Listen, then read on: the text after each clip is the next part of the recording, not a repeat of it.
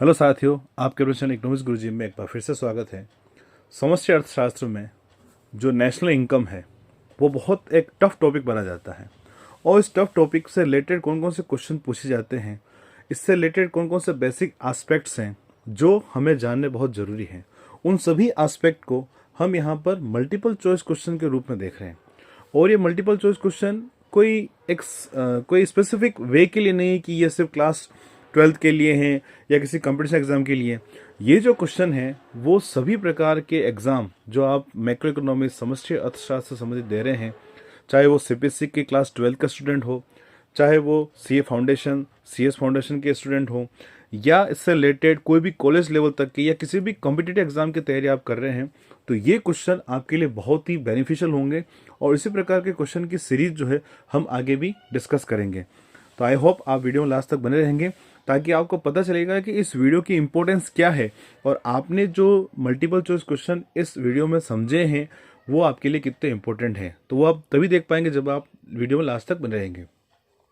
तो macro economics से related जो बेसिक टर्म्स हैं, उन बेसिक टर्म्स को हम यहाँ पर मल्टीपल चॉइस क्वेश्चन में समझ रहे हैं, उनको जानेंगे कि उसका आंसर वही क्यों है। चार में से कोई एक, ए बी सी डी में से कोई एक ऑप्शन उस पर यहाँ पर सही है, बाकी के ऑप्शन सही क्यों नहीं, उसके बारे में अपन डिस्कस करेंगे ताकि इससे रिलेटेड मिलते जुलते कोई भी क्वेश्चन अगर आपके सामने आए तो आप आसानी से उनको आप सोल्व कर पाए एग्जाम में। तो आइए शुरू करते हैं। इसमें सबसे फर्स्ट क्वेश्चन जो आप देख रहे हैं कि निम्नलिखित में से कौन भारत का सामान्य निवासी नहीं है। अब बहुत सी बार एग्जाम में पूछा जाता है कि किन्हें हम भारत के सामान्य निवासी नहीं मानते हैं, किसे हम भारत के सामान्य निवासी मानते हैं। तो उसके बारे में थोड़ा सा हम यहाँ पर जानेंगे कि किसे भारत का सामान्य निवासी नहीं कहा जाएगा। यहाँ पर आपके सामने चार ऑप्शन है और चार ऑप्शन क्या है। पहला ऑप्शन क्या देख रहे हैं कि भारतीय जो, एक मिनट इसको थोड़ा चेंज कर दें, ठीक है। फर्स्ट ऑप्शन क्या आपके सामने, भारतीय जो क्रिकेट मैच देखने के ब्रिटेन में रह रहे हैं। सेकेंड ऑप्शन क्या है अपने सामने, जापानी जो रिश्तेदारों से मिलने के लिए संयुक्त राज्य अमेरिका में रह रहे हैं। फिर नेक्स्ट ऑप्शन, रूस में भारतीय दूतावास में कार्यरत रूसी अधिकारी। ठीक है, ये तीन अपने सामने ऑप्शन है। चौथा उपरोक्त सभी। इन तीनों को अच्छे से देखना है और हमें अब देखना है कि भारत का सामान्य निवासी नहीं है, इसके बारे में देखना है। तो यहां पर हम देख रहे हैं कि ऑप्शन कौन सा सही है, उपरोक्त सभी। मतलब न तो वह व्यक्ति जो ब्रिटेन में क्रिकेट मैच देखने गए हैं चाहे वो भारतीय हैं, और न ही वह व्यक्ति जो जापान में जापानी हैं और अपने रिश्तेदारों से मिलने के लिए संयुक्त राज्य अमेरिका में गए हैं, और न ही रूस में भारतीय दूतावास में कार्यरत रूसी अधिकारी जो हैं वो भी यहाँ पर भारत के सामान्य निवासी नहीं कहलाएंगे। अब क्यों नहीं कहलाएंगे इसके बारे में हम देखते हैं। तो फर्स्ट ऑप्शन क्या था कि अस्थायी उद्देश्य, उसके लिए क्या है कि यूके में रहने वाले भारतीयों को यहाँ पर हम इसको थोड़ा सा इसको चेंज कर देते हैं। ये देखिए फर्स्ट ऑप्शन, अस्थायी उद्देश्य के लिए यूके में रहने वाले भारतीयों को भारत के गैर निवासी माना जाता है क्योंकि उनकी भौतिक उपस्थिति और आर्थिक गतिविधि पर्याप्त अवधि के लिए भारत में केंद्रित नहीं होती। अब वो मैच देखने गए थे, कितने समय के देखने के लिए गए हैं ये कोई हमें पता नहीं, फिक्स नहीं है, तो इसलिए हम यहाँ पर उन्हें भारत के सामान्य निवासी नहीं मानेंगे। उसी प्रकार से नेक्स्ट देखते हैं कि संयुक्त राज्य अमेरिका में रिश्तेदारों से मिलने जाने वाला एक जापानी व्यक्ति मुख्य रूप से संयुक्त राज्य अमेरिका में रहता है। वो संयुक्त राज्य अमेरिका में रह रहा है जैसे मिलने और आर्थिक गतिविधियों से संलग्न होता है जिससे भारत के निवासी बन जाते हैं। और वहाँ का उसका इंटरेस्ट ही, आर्थिक गतिविधियों का इंटरेस्ट ही वहाँ उसका बाहर का है, तो वो भारत का निवासी किस प्रकार से बनेगा, क्योंकि कोई यहाँ पर मेलजोल ही नहीं। जापानी है, यूएसए में जा रहा है, तो भारत का निवासी किस प्रकार से हुआ। फिर नेक्स्ट है रूस में जो भारतीय दूतावास में काम करने वाले एक रूसी अधिकारी को राजनयिक छूट प्राप्त है और उसे अंतर्राष्ट्रीय कानून के तहत एक विदेशी नागरिक माना जाता है, वो भारत का निवासी नहीं है। चाहे वह भारतीय दूतावास है पर वो रूसी है तो वो निवासी वहां कहलाएगा। ये ध्यान रखें, भारतीय दूतावास में अगर भारतीय काम कर रहा है तो वह भारत से जुड़ा हुआ है तो वह भारत का निवासी कहलाएगा। इसलिए यहाँ पर तीनों विकल्प मान सकते हैं कि वो भारत के निवासी नहीं माने जाएंगे। ध्यान रखिएगा इस बात का। फिर नेक्स्ट देखते हैं कि आर्थिक हित के केंद्र में क्या शामिल है। मतलब बोलते हैं इकोनॉमिक इंटरेस्ट, किसी भी पर्सन का इकोनॉमिक इंटरेस्ट उस देश में है या नहीं है। तो आर्थिक हित के केंद्र में क्या शामिल है, तो हम क्या देख रहे हैं यहाँ पर, पहला क्या है यहाँ पर, निवासी घरेलू क्षेत्र में रहता है या काम करता है। कोई भी निवासी जो अपने क्षेत्र में रह रहा है या काम कर रहा है। फिर उसके बाद निवासी उस स्थान पर आर्थिक गतिविधियां संचालित करता है, या फिर ऑप्शन सी, ए और बी दोनों, या फिर ऑप्शन डी उपरोक्त में से कोई नहीं। तो यहाँ पर क्या देख रहे हैं, सही उत्तर क्या है कि दोनों ए और बी दोनों ही ऑप्शन सही है। क्यों है, इसके पीछे कारण क्या है कि भारत के कर, देख सकते हैं हम यहाँ पर, भारत के कर निवास निर्धारण में आर्थिक हित में केंद्र में मतलब CII दो प्रमुख कारकों पर विचार करता है। ठीक है, दो प्रमुख कारक कौन कौन से होने चाहिए, यानी भारत में आर्थिक हित, किसे इकोनॉमिक इंटरेस्ट माना जाएगा, किन व्यक्तियों को इकोनॉमिक इंटरेस्ट नहीं माना जाएगा, उसके बारे में यहाँ पर देख रहे हैं। तो सबसे फर्स्ट स्थान यहाँ पर फर्स्ट है कि निवास स्थान, जहाँ व्यक्ति भौतिक रूप से रहता है या व्यावसायिक गतिविधियाँ करता है, उसे हम यहाँ पर मानते हैं कि उसका इकोनॉमिक इंटरेस्ट उस देश में है। फिर उसके बाद है कि आर्थिक गतिविधियों का स्थान, जहाँ उस व्यक्ति के आर्थिक हित, निवेश, रोजगार और व्यवसाय संचालन के माध्यम में केंद्रित होते हैं। मतलब ये दोनों ही उद्देश्य अगर पूरे होते हैं तो हम माना जाएगा कि किसी व्यक्ति का इकोनॉमिक इंटरेस्ट जो है वो उस कंट्री में है। तो CII निर्धारित करने में निवास और आर्थिक गतिविधि स्थान दोनों महत्वपूर्ण है। तो यहाँ हम क्या देख सकते हैं कि आर्थिक गतिविधि स्थान हो गया है का विकल्प सी जो है वो यहाँ पर दोनों में सही बैठता है, यानी ए और बी। यानी आर्थिक हित के केंद्र में क्या शामिल है, मैं निवासी घरेलू क्षेत्र में, एक तो निवासी वो घरेलू क्षेत्र में रहने वाला होना चाहिए, उसके लिए काम कर रहा है। ठीक है, दूसरा निवासी उस स्थान पर आर्थिक गतिविधियां संचालित कर रहा है, मतलब उस स्थान पर रह रहा है जबकि आर्थिक गतिविधियां भी कर रहा है, मतलब उसका इकोनॉमिक इंटरेस्ट जो है वो उस देश में है, तभी वो उस देश का निवासी कहलाएगा और वो इकोनॉमिक इंटरेस्ट भी उससे कंसिडर होगा। तो ध्यान रखिएगा, बहुत बेसिक चीज़ें हैं, आपको ये ध्यान रखनी चाहिए। फिर उसके बाद देखते हैं कि आप चाहें तो इस वीडियो को पॉज करके भी ये डिटेल नोट कर सकते हैं कि क्यों हम यहाँ पर इंक्लूड कर रहे हैं या क्यों इसको इंक्लूड नहीं कर रहे हैं। ठीक है, तो कुल मिला के आर्थिक हित का केंद्र क्या माना गया है, एक तो निवास स्थान, दूसरा आर्थिक गतिविधि, और अगर कोई व्यक्ति निवास भी उसी क्षेत्र में कर रहा है, उसी देश में कर रहा है, और आर्थिक गतिविधियाँ भी उसी क्षेत्र में रहकर कर रहा है, तो कुल मिला के उसका आर्थिक हित या उसका इकोनॉमिक इंटरेस्ट जो हम मानेंगे उसी कंट्री में माना जाएगा। फिर उसके बाद है नेक्स्ट है, एक चीनी व्यक्ति जो अपनी आर्थिक गतिविधि के उद्देश्य से 1 वर्ष से अधिक समय भारत रह रहा है। ध्यान रखिएगा, एक चीनी व्यक्ति जो अपनी आर्थिक गतिविधि के उद्देश्य से 1 वर्ष से अधिक समय भारत रह रहा है, तो क्या वो भारत का नागरिक है या भारत का निवासी, या वो दोनों है या इनमें से कोई नहीं, तो वह भारत का निवासी कहलाएगा, भारत का नागरिक नहीं कहलाएगा। नागरिकता तो उसे ऐसे ही मिल सकती है, उसके लिए कोई नागरिकता उसे अपने आप नहीं मिलेगी, उसके लिए उसे अप्लाई करना होगा, उसको सर्टेन टाइम पीरियड है। वह भारत का निवासी कहलाएगा। भारत का निवासी किस प्रकार से कहलाएगा, तो आयकर अधिनियम, ध्यान रखिएगा, आयकर अधिनियम 1961 के अनुसार, कौन सा, 1961 के अनुसार कोई व्यक्ति भारत का निवासी बन जाता है यदि वह एक वित्तीय वर्ष में 182 डेज मतलब 182 दिन से अधिक या पिछले 4 वर्षों में 365 दिन या उससे अधिक समय भारत में बिताता है। एक साल में 182 दिन और पिछले 4 वर्षों में 365, कुल मिला के टोटल डेज है। अगर वो भारत में बिताता है तो वो भारत का निवासी कहलाएगा। ध्यान रखिएगा, बहुत बेसिक चीज है। तो अब हम क्या देख रहे हैं आगे कि आर्थिक गतिविधि के लिए भारत में 1 वर्ष में बिताना इस निवास आवश्यकता को पूरा करता है। हालांकि इस निवास और नागरिकता का अलग अलग अवधारणा है। भारत में रहने से ही स्वतः नागरिकता नहीं मिल जाती है, उसे हम निवासित मानेंगे। मैंने अभी आपको बताया था कि उसे निवासी तो माना जा सकता है कब, जब वो 1 वर्ष में 182 डेज अपने इंडिया में रहा हो या पिछले 4 वर्षों में 365 दिन या उससे अधिक दिन उसने अपने भारत में निकाले हों, तो वह भारत का निवासी कहलाएगा। नागरिक होना वो जरूरी नहीं है। ध्यान रखिएगा, बहुत बेसिक सी चीज है। फिर उसके बाद निम्नलिखित में से कौन सा कारक आय है।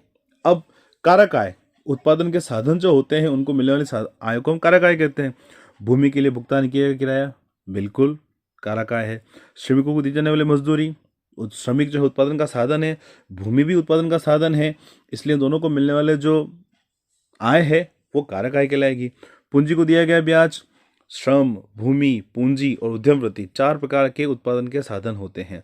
भूमि को किराया दिया जाता है, श्रमिकों को मजदूरी दी जाती है और पूंजी को ब्याज दिया जाता है। इसलिए यहाँ पर उपरोक्त सभी यानी ऑप्शन डी वाला सही कहलाएगा। ध्यान रखें, बेसिक।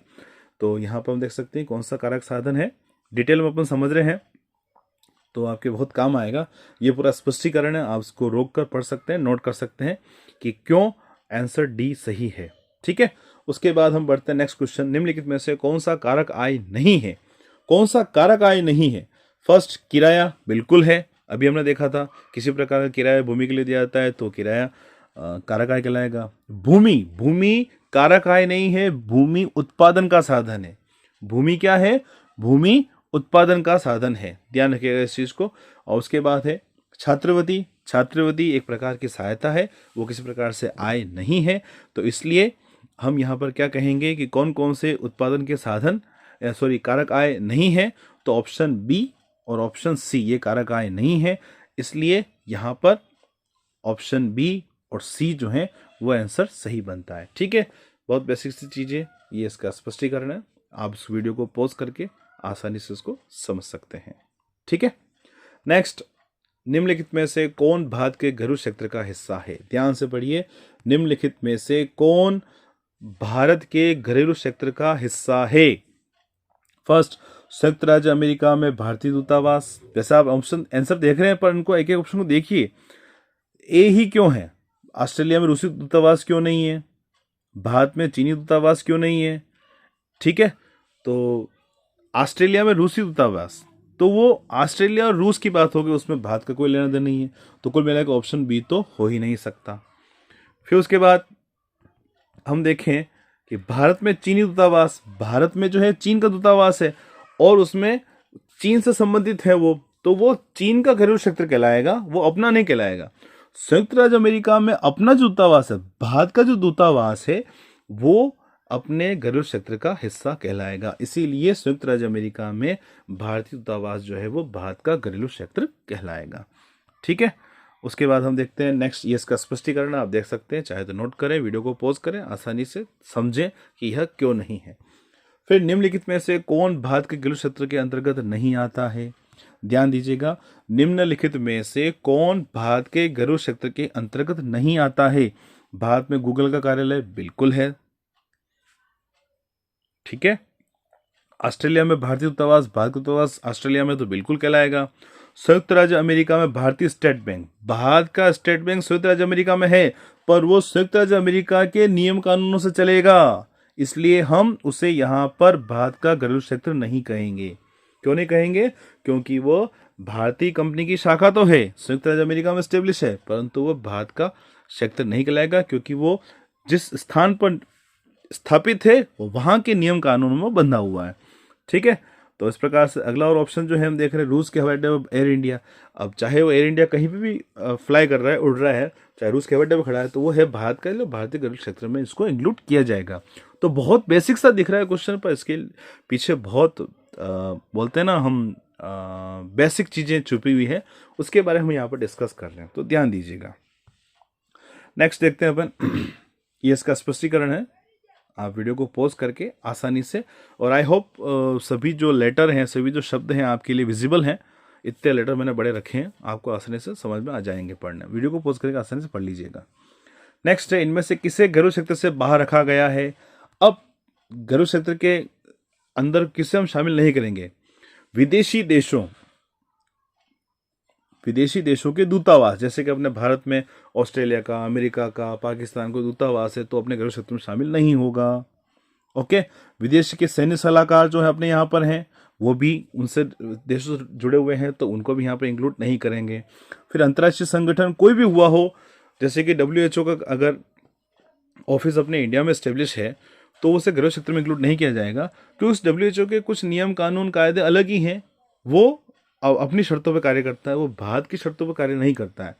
इसलिए यह तीनों प्रकार के जो हम देख रहे हैं, विदेशी देशों दूतावास हैं, विदेश के सैन्य सलाहकार हुए या अंतर्राष्ट्रीय संगठन हुए, उसे हम घरेलू क्षेत्र में इंक्लूड नहीं करते हैं। ध्यान दीजिएगा, उसे हम यहाँ पर इंक्लूड नहीं करते हैं। कहीं भी किसी क्वेश्चन में आ जाए तो विदेशी दूतावासों को इंक्लूड नहीं किया जाता है, विदेशी सैन्य सलाहकारों को इंक्लूड नहीं किया जाता है, और अंतर्राष्ट्रीय संगठनों को यहाँ पर इंक्लूड नहीं किया जाता है। तो ये इसका डिस्क्रिप्शन है, आप देख सकते हैं। मैंने डिस्क्रिप्शन यहाँ पर मेंशन किया है ताकि आपको पता चले कि यह क्यों नहीं है और क्यों है। ठीक है, घरेलू क्षेत्र को क्या कहा जाता है, इसका और क्या है? घरेलू क्षेत्र को सिंपल सा हम क्या कह सकते हैं? आर्थिक क्षेत्र, राजनीतिक क्षेत्र, विदेशी क्षेत्र, या उपरोक्त में से कोई नहीं, इसको हम छोड़ देते हैं। तो उसको राजनीतिक क्षेत्र नहीं कह सकता है। क्यों? क्योंकि राजनीति एक अलग चीज होती है, राजनीति के नियम कानून अलग होते हैं, घरेलू क्षेत्र अलग होता है। विदेशी क्षेत्र बिल्कुल अलग हो गया, विदेशों क्षेत्र हो गया। आर्थिक क्षेत्र यानी अपने देश में चलने वाली विभिन्न प्रकार की जो आर्थिक गतिविधियां हैं, यानी जो भी आर्थिक गतिविधियां हैं वो अपने घरेलू क्षेत्र से संबंधित होती है, तो हम घरेलू क्षेत्र को आर्थिक क्षेत्र भी कहते हैं। ठीक है, ध्यान दीजिएगा, देखिए इसका डिस्क्रिप्शन कि आर्थिक क्षेत्र में न केवल किसी देश के भौतिक भूमि और हवाई क्षेत्र शामिल है, बल्कि इसके समुद्री क्षेत्र विशेष आर्थिक क्षेत्र भी शामिल है, जहां यह आर्थिक नियंत्रण और संसाधन उपयोग अधिकारों का प्रयोग करता है।